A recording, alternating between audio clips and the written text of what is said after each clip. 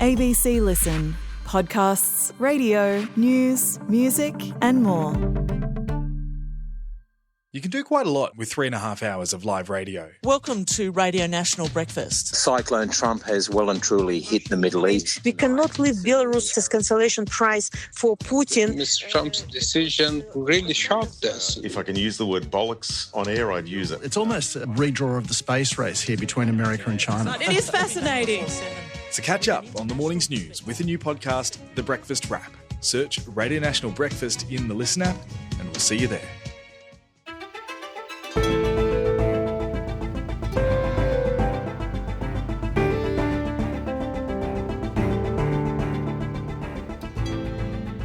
Donald Trump wants all Palestinians to leave and for America to take over Gaza, he says, to make it into a home for people from all over the world. I envision world people living there, the world's people, the Riviera of the Middle East. This could be something that could be so magnificent. The idea, unleashed at a joint press conference with the Israeli leader at the White House, is a complete upending of decades of Middle Eastern policy that could involve American troops on the ground. Today, Hussein Ibish from the Arab Gulf States Institute on the implications of Trump's words and what might come next. I'm Sam Hawley on Gadigal land in Sydney. This is ABC News Daily.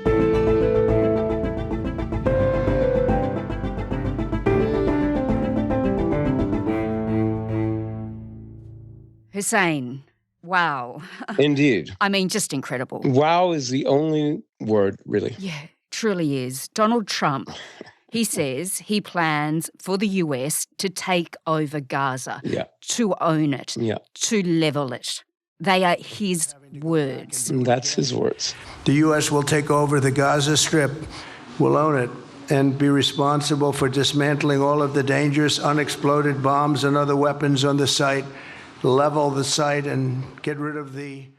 Okay, well, tell me, when they came out of his mouth, what went through your head? Wow, I think was Gosh. No, it's a bizarre fantasy, really. It has no relationship to reality whatsoever. He is imagining 2.2 million people leaving the last vestige of their homeland. I mean, these people are, 95% of them are refugees from what became southern Israel.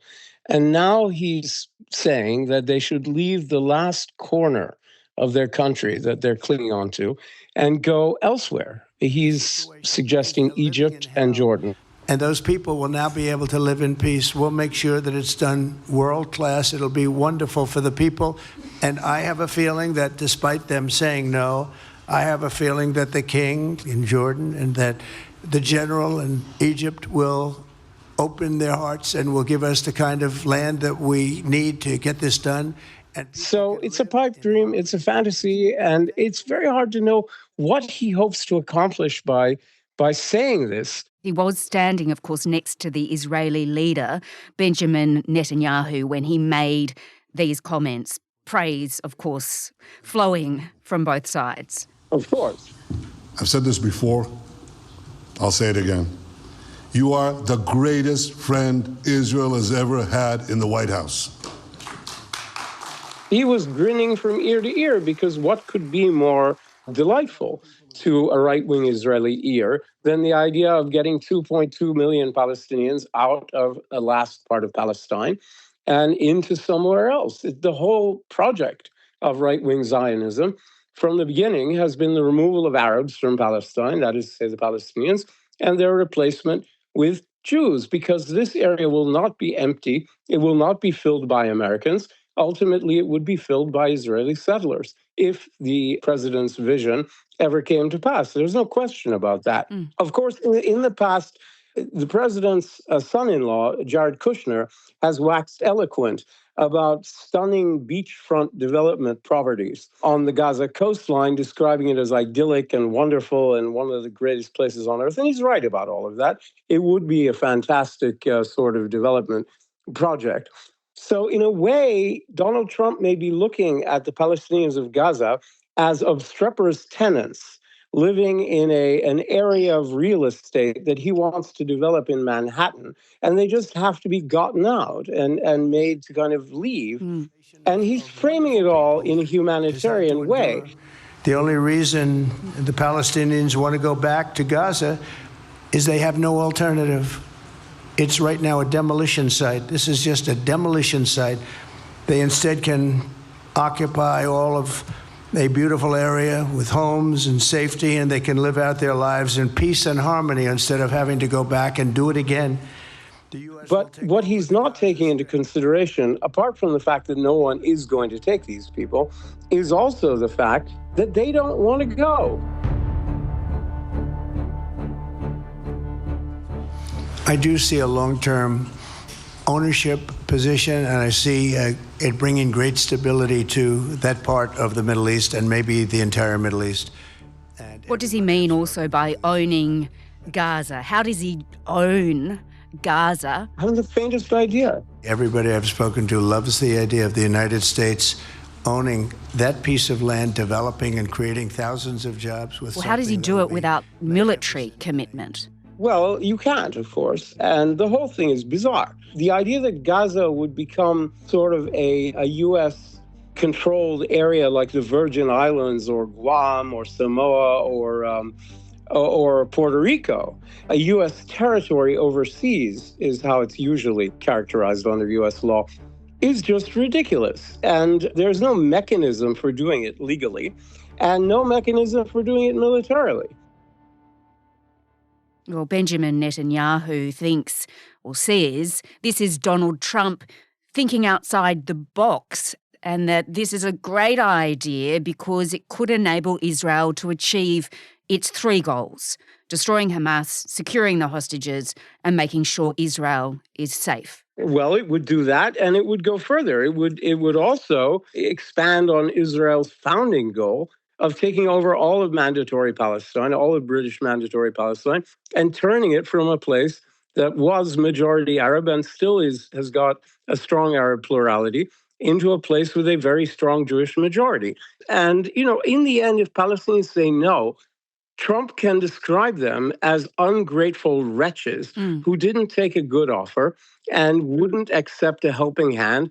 And I'm sure he will be saying that in a few months. Undoubtedly, he'll say that. Well, Hamas, of course, has rejected the plan, saying Palestinians will not allow it to come to pass. So, Hussein, let's just look at the practicalities of this. I know you don't think it can be done, but No. Trump is saying this is what he wants done. So, would he have to force Palestinians from the Gaza Strip, forcibly remove them? He would, yes, someone would have to militarily push 2.2 million people at gunpoint out of the Gaza Strip, and the only place for them to go, assuming they don't go to Israel, is Egypt, because the only country bordering Gaza other than Israel is Egypt. Now, Egypt has a policy of not allowing the mass or substantial in any way transfer of Palestinians from Gaza into Sinai or any other part of Egypt that is about 70 years old. That is to say, it goes back to the early 1950s, to 1951 or 52. And there's no way the Egyptians are going to end that policy because Donald Trump thinks it's a good idea. But Egypt and Jordan, for that matter, are heavily funded by the United States. So couldn't Donald Trump just threaten to withdraw that funding? It won't be sufficient to get them to change their policies, in my view, especially not the Egyptians. They won't budge. Could the U.S. provide enough to shift Egypt on this? Sure. But it's not within the realm of possibility that the U.S. would do that because the Egyptians would demand huge consideration. And the U.S. is not about to give them huge consideration.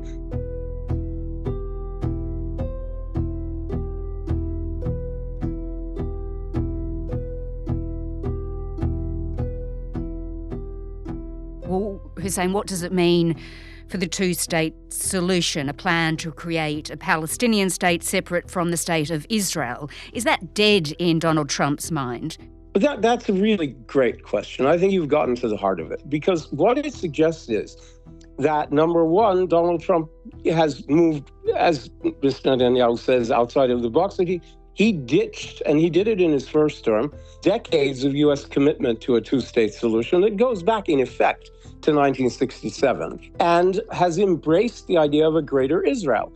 Now, his plan for peace, which was released in January of 2020, called Peace to Prosperity, anticipated Israel annexing another 30% of the occupied West Bank, and the rest of the West Bank, plus Gaza, becoming a Palestinian statelet entirely surrounded by a greater Israel.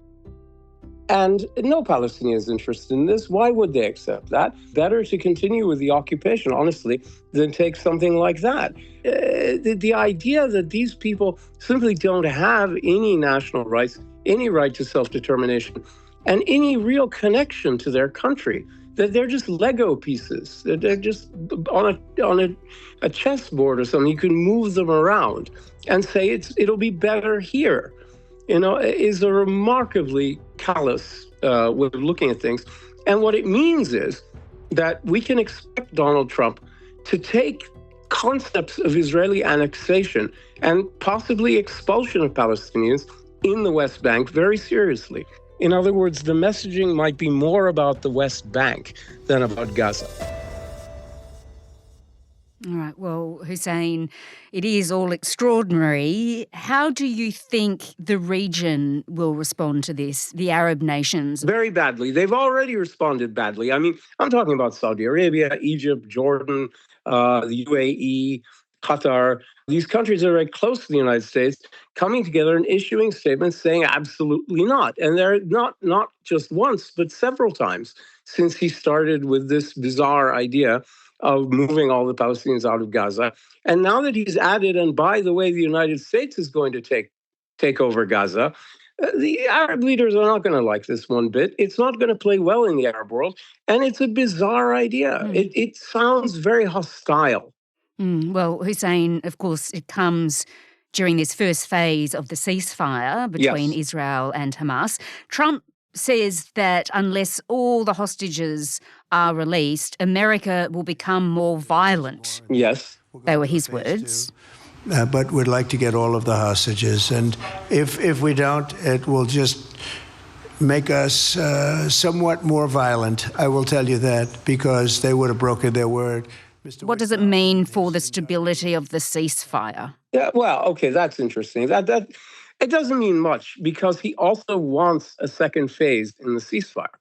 So the hostages, according to the agreement, will not be fully released until the completion of the second phase. So for Trump's own plan, he needs the second phase to go forward. The Israelis, at least under Netanyahu, are loath to agree to a second phase, because the second phase sets up a third phase, which is the reconstruction of Gaza and all of that. And it really means the end of the war. And I think they're not ready to buy into that yet. So there is a huge divide between the United States and Israel over this. Now, when he says the United States will be more violent, it's meaningless, because the United States has not been involved in the war. So the question is, will the first phase be completed successfully? And I think the answer is yes. Will the Israelis agree to go forward into a second phase? And I think the answer is Netanyahu is going to do his best to say no to that, but the same forces that pushed him into phase one are still there to push him into phase two.